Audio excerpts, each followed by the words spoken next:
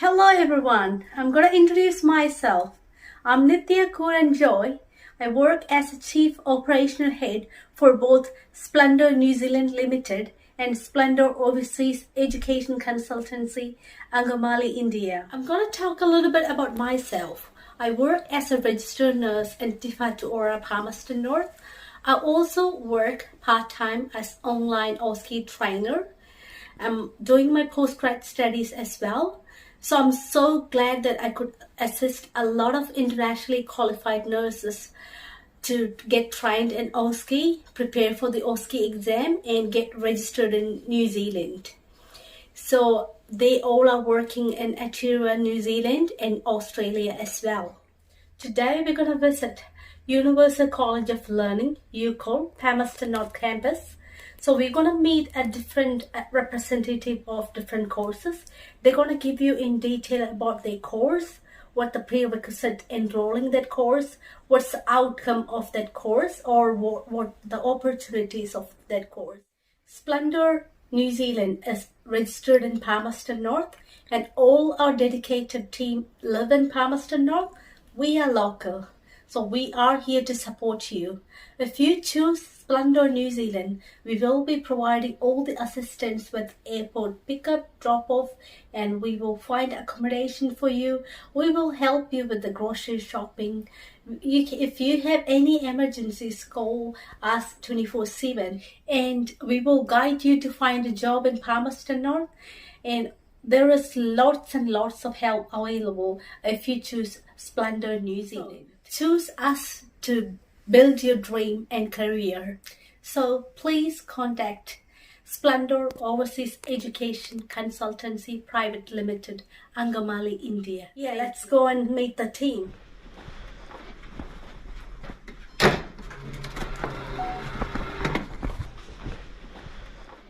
I would like to know here, a lot of international candidates are asking about UCOL.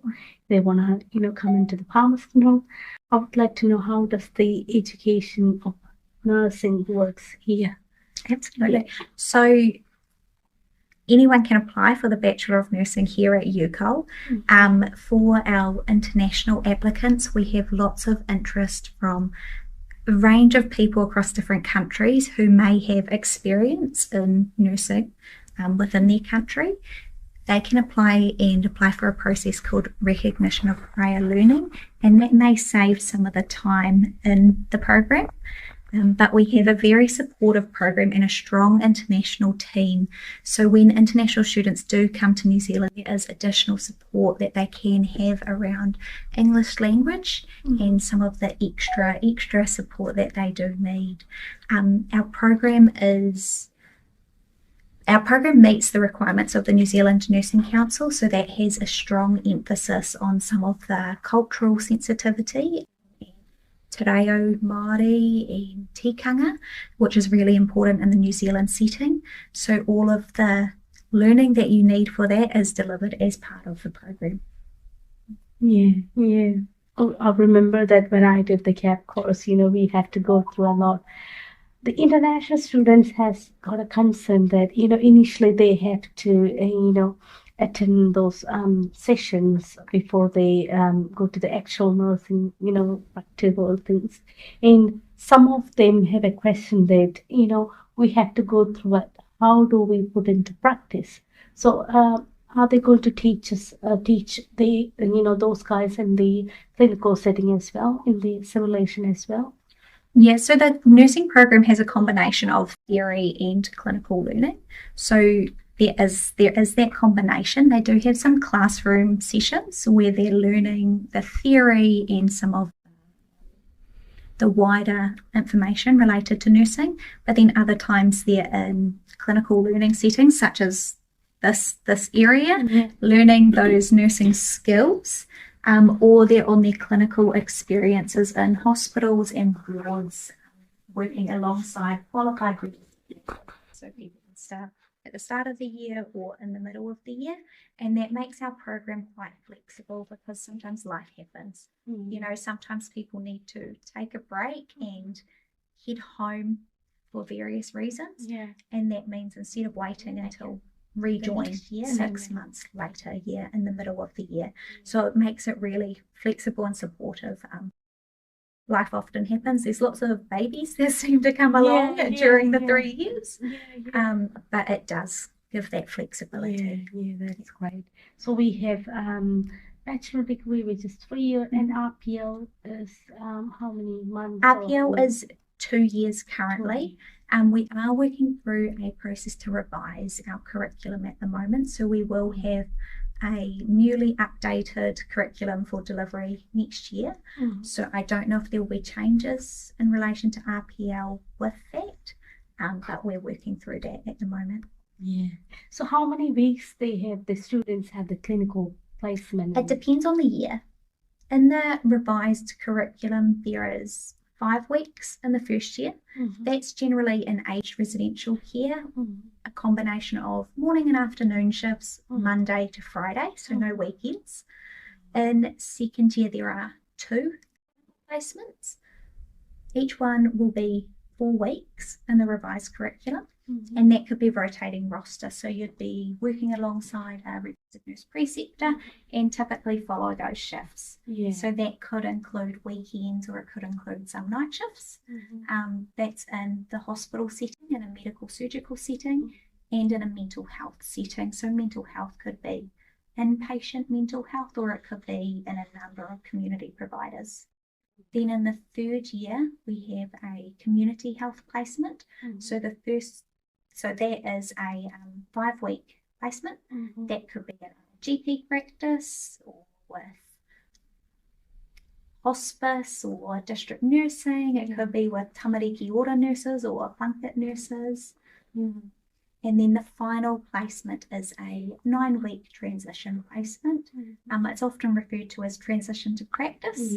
So that's the last part of your nursing studies, 9 weeks, and we ask for preferences. So we ask where you'd like to go, and we do our best to make it happen. We can't make every wish come true, but we do our absolute best. Most of them in the wards or wherever they have transition, most of them they get the job over there. It's a great time to demonstrate your skills to charge nurses, and charge nurses definitely remember. We do have some students, because we often, with our international students, they may not live in Palmerston North. Sometimes they live in Wellington or Auckland, but choose to study with UCOL. So some, for their transition placement, may ask for a transition in Auckland. So maybe something in Auckland related to children. So we do our best to make that happen. And at the moment, we have someone in Auckland Starship Hospital, so working with children in Auckland. And we've got some others who wanted a placement in Wellington, and we've been able to make that happen. That's great. And some of the feedback from the candidates of students that UCOL is a little bit, they prefer UCOL in a little bit stress-free and a lot of support. So how do you comment on that? Absolutely. The way the program is structured with UCOL is different to how it's structured with some other education providers. So when you're on your clinical placements, that's what you're on and what you are focusing on. You won't have a essay for another course due at the same time. Essays and things like that are during the time when you're working on that course. So your theoretical learning is kind of contained. You do that and you finish that, and then you go on clinical. So that structure is really supportive of students. It means that they're not, doing a afternoon shift in the hospital, working on that, and then working on an essay in the morning. They can just focus on their clinical learning during that time. It's pretty much helpful for the students as well. Absolutely. They can concentrate on what they're doing. That's really interesting. Lots of people has been commenting on that. And international students, they have a question: how they gonna fit into this course? Like, they love nursing, they want to do it. How they gonna fit into this, UCOL nursing program? We have a large number of international students within our UCOL nursing program. I think the international students absolutely fit in. They're often a nice group. So there may be people that you are studying with who you know from home, or who come from similar areas, but there's also so many people from a wide range that you will have no problem fitting in. Our lecturers are really experienced in working with people from a range of places, from our domestic New Zealand students to students from around the world. So we know what support is available and can easily link students in with that. Wow. Yeah, and any prerequisites for enrolling this course? So prerequisites include university entrance or equivalent in your country. So sometimes that's the higher education, meeting the higher education requirements. There are also requirements related to English language. So depending on where you are coming from, you may need to do an IELTS or equivalent, and meet 6.5 in each band. So that's a requirement before entry. But if you're interested in nursing at UCOL, get in touch and we can guide you further on that. All right. Okay. So if they haven't met IELTS yet, but still they can approach UCOL and then work on IELTS and process the. Sometimes people apply for enrollment and they haven't quite got their IELTS or equivalent, and then they supply it before they start. Yeah. So you've got a bit of time to work on it. Yeah. If IELTS or equivalent isn't right for the student, we do have some courses through UCOL that they may be able to do. We've got a level 5 English course, which includes English language as well as some of the New Zealand context, some Māori culture or tikanga and practices that they can enter through as well. Yeah, that's a good option for some of them. They want to do it, but they can't make IELTS. In such situation, we can suggest this course. Yeah. Practical wise, how many hours placement they're doing? 4 weeks placement day. So they do 8 hours. Yes, 8-hour shifts generally. Across the whole degree, there's around about 1,000 hours. A bit over 1,000 hours in the degree. Generally, a shift would be 8 hours, unless you were on placement somewhere that does something else. So sometimes transition students in Wellington might be in an environment that does longer days. They might have 10-hour shifts. And with some essays, and they had to write the 250, 25,000 or something like that. So they had to write the essays and things. So which is sometimes not familiar with the international students. So are they going to get any support for doing the essays and referencing? The UCOL nursing team works really closely with our student success team. So when you start your studies here at UCOL, you'll have some workshops with student success, and that's about essay writing and doing those references.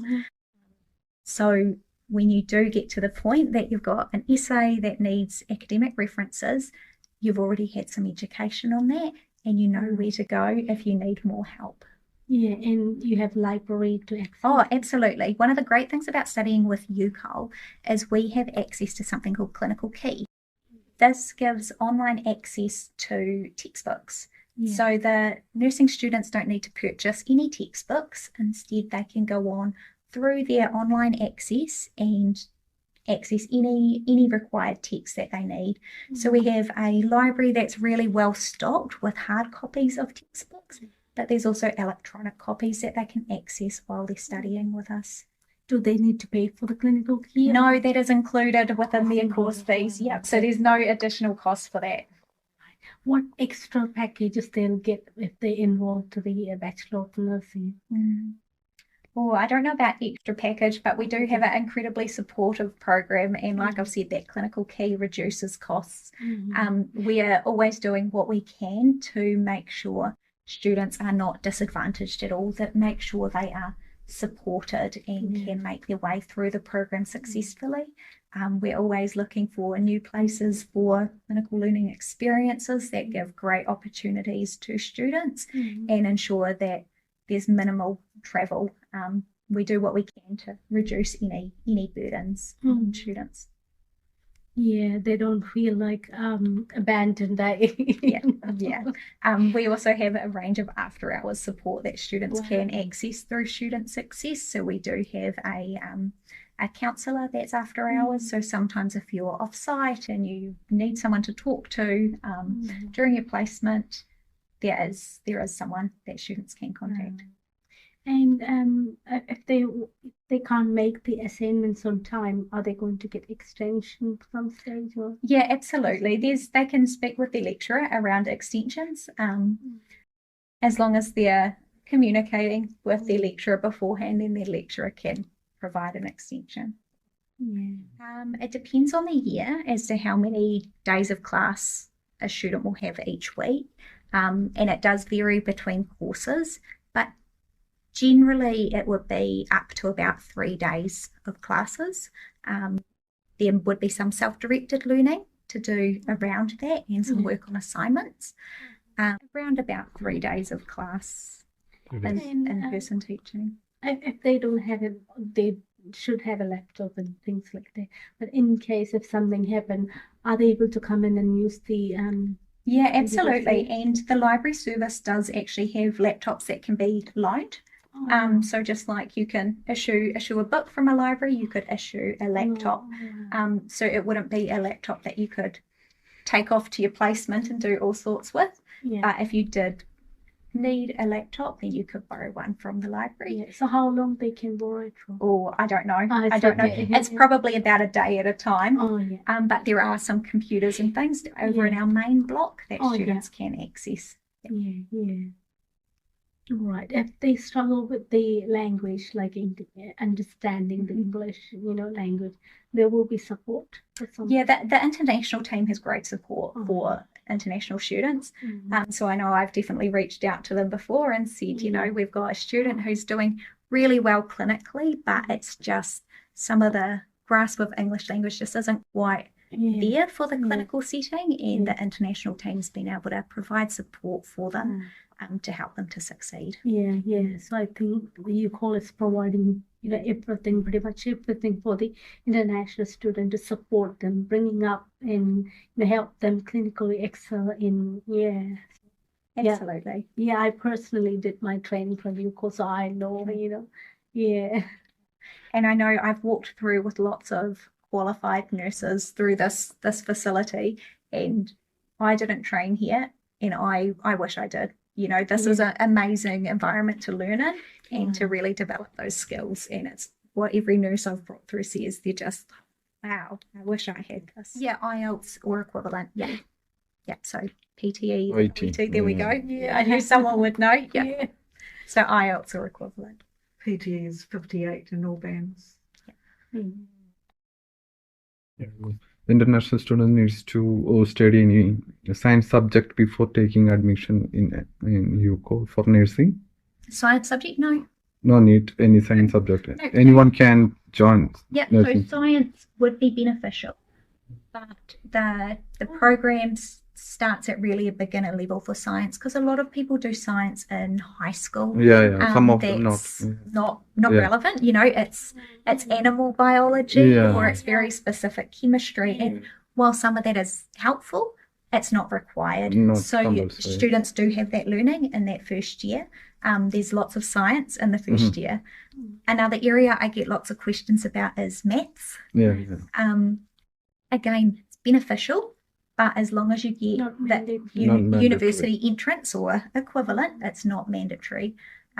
Just as you know, there are medication calculations in nursing, so it's good to have some maths. Some knowledge about maths, just at least how to calculate it. Absolutely. They don't have to excel in it.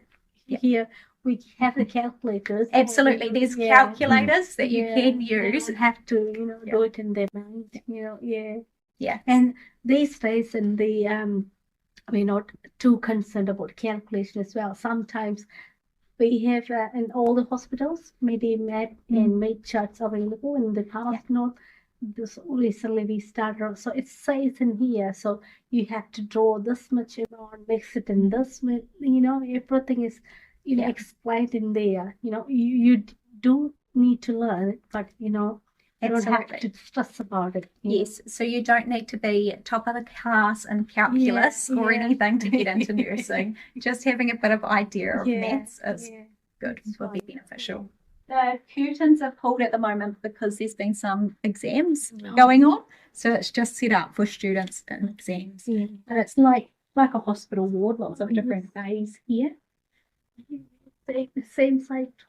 Yes, table. so everything is, you know, real equipment, real machines and beds that students would see in the hospital setting. We've recently had a business case approved to purchase some new machines because there's some new technology coming through hospital with some new vital sign machines. So we've just had that approved. You have with emerging technology. Yeah, yeah, that's great.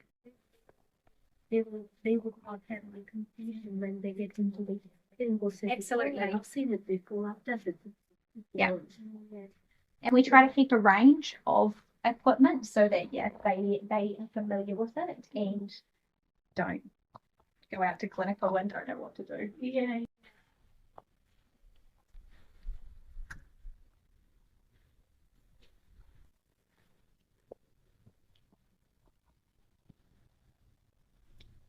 So this is one of our simulation rooms. So the little domes on the ceiling are cameras so that students can be recorded if they're working through a simulation. It can be recorded so they can learn from that data. And so there might be a simulation where there's a unwell patient. So we might have a member of the team acting, or we might have one of our high fidelity mannequins. And then the student nurse has to work through it as if they were the nurse.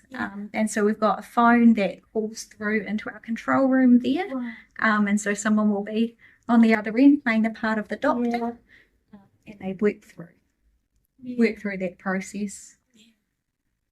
Good that you have voice. I just saw the doctor Yes, there. yes, So we've got a hoist. yeah, sometimes, you know, the students, when they go to the each facility,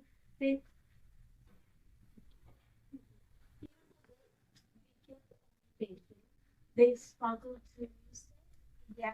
No, so we have hoists, we have slippery sand, you know, everything like that, so that students are familiar with moving, with helping and assisting patients with their mobility, because we don't want a student to go out there and then hurt their back. Yeah. You know, we don't want to put anyone at risk. We also have a range of chairs and beds because not everyone who needs nursing care needs it lying nicely in a bed. So a range of different options just to simulate different things.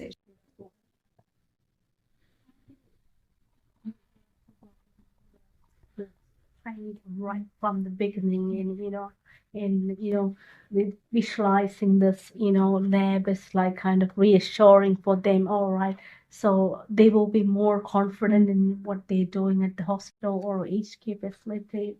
Absolutely, and that's definitely what we aim for. We want to build on the learning each year, start with the foundations and work from there, and ensure that students are familiar with the equipment and the environment before they head in there.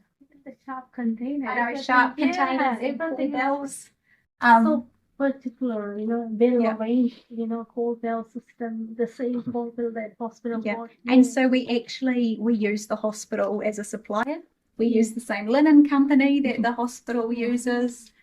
We order the same documents so that it is consistent. So students are using the real thing before they head out. Monitor everything. So students, I don't think students will be stressed about going to the clinical placement because they familiar with the environment. All they need to do is practice there, just go with the guidance, with the preceptors and procedures. Absolutely, and we're trying to open up this space more.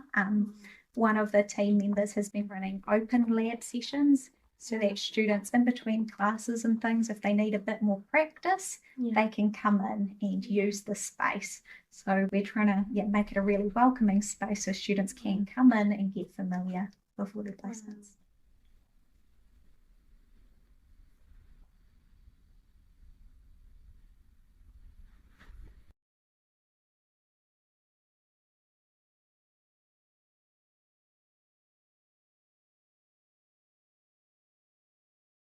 Actually be connected to the monitors that are on the wall in this room and the other room to display her vital signs. So you'd be able to check her pulse, and you'd be able to feel it here and then see it on the screen as well. She's not turned on at the moment, so you can't feel it now, but she's incredibly high tech, so she can simulate a range of things. Can she talk? She can talk through either people voicing her or through recordings. Oh, wow. So she has an iPad type device that you can do a range of simulations. So we could have someone with asthma who's having an exacerbation of the asthma, and you would be able to listen with a stethoscope and hear her lung sounds and hear her breathing changes. Wow. She can work through a simulation where she's a collapsed patient being incredibly unwell. Staff can voice her, so there could be someone in the back room speaking through a microphone. And then, we've got the phone on the wall in here, so this would be where someone would be working through that scenario, getting medical help and working through all of their nursing care. And we can do the ECG as well. Yeah, so this one's, you can feel some of the ribs for ECG placement, but it's a little bit tricky. But you can feel pulse on the wrists and on the feet. She blinks when she's awake. She coughs. See her chest rise and fall as she breathes. They're incredible pieces of technology that can do amazing things. That's from the hoist. So the hoist comes in handy for moving TUI. They, because of all the technology in them, I think they're about 40 odd kgs. So moving them around is a bit of a challenge. So the hoist is amazing for that. We really thank you for explaining these things, because a lot of students are concerned about how we gonna fit into the international qualified colleges or universities over here. So that explains everything. They will get much more idea after they seeing this video. And really thank for your time and patience and staying with us and explain things, showing around. Thank you so much. Oh, thank you for coming through, and we're looking forward to having some international students join us. Me too. Yeah. Thank you. Thank you. Please contact Splendore Overseas Education Consultancy Private Limited, Angamali, India. Thank you.